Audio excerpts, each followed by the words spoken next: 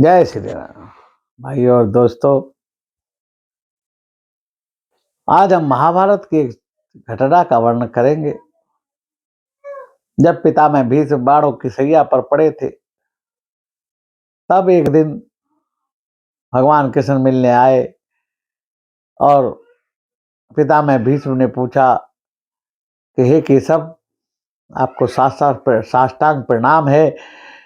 मैं आपसे एक प्रश्न पूछना चाहता हूं कि मेरे को जो इतने तीर लगे और मैं इतनी अथाह दर्द सह रहा हूं, इसकी क्या कारण है?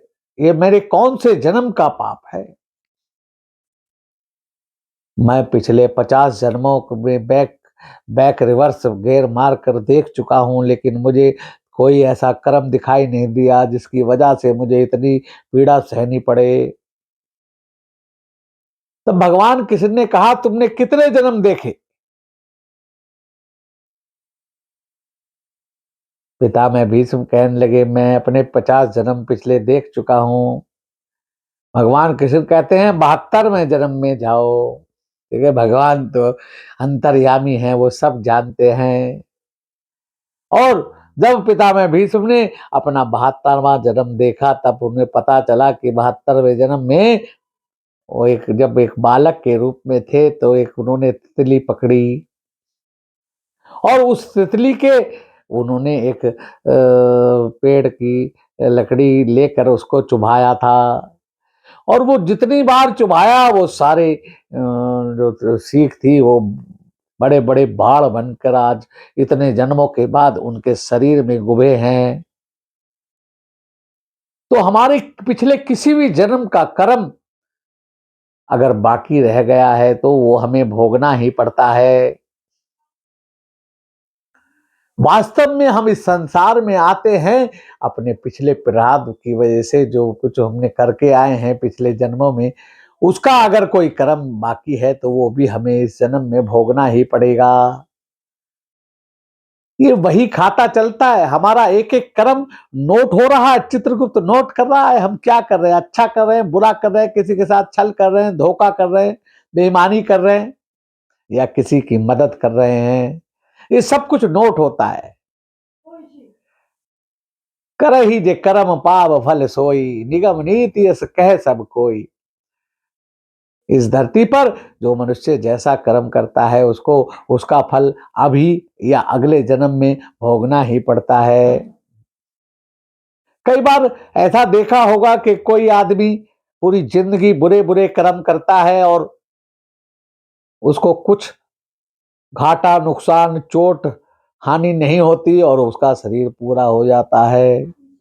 इसका क्या कारण है? लोग समझ नहीं पाते कि ये तो बड़ा पापी था, फिर भी इसने कोई दुख नहीं उठाया। तो वास्तव में उसके पिछले जन्म के जो अच्छे कर्म थे, अभी उन्हीं का फल चल रहा था। लेकिन अभी जो इस जन्म में उसने बुरे कर्म किए, वो सब नोटेड हो गया है। अगला जन्म उसका बड़े परेशानी भरा होगा, क्योंकि उसके वो सब नोटेड है। वास्तव में जब पिछला कर्म खत्म होगा, तभी तो इस कर्मों के जन्मों के फल प्राप्त होने शुरू होंगे। किसी का बही खाता पिछला क्लियर हो गया, तो इस जन्म के फल मिलने शुरू हो जाते हैं। नहीं तो आदमी पिछले कर्मों के फल भोगता है।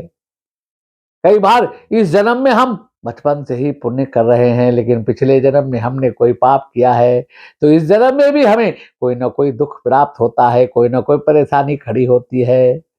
ये निश्चित है कि जो पिछले कर्म भी हैं, वो भी हमें भोगने हैं और अवश्य में भी भोगने हैं।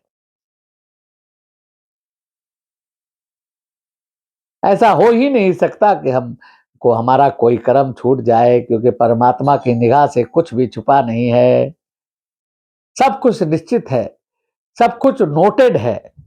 हम 7 कमरों में के अंदर बैठकर भी अगर कोई झूठ बोलते हैं, कोई पाप कर्म करते हैं, वो भी लिखा जाता है। क्योंकि परमात्मा की आंखें तो हर जगह देखने में सक्षम है। हम सोचते हैं हमें कोई नहीं देख रहा, इधर का माल उधर कर लो, उसको 100 की जगह 50 ही पकड़ा कर झूठ बोल दो ना। ऐसा नहीं है। हमें ये मानकर चलना है कि हर समय हमारे ऊपर भगवान का सीसीटीवी कैमरा लगा हुआ है और हमारे पल पल की बात रिकॉर्ड हो रही है।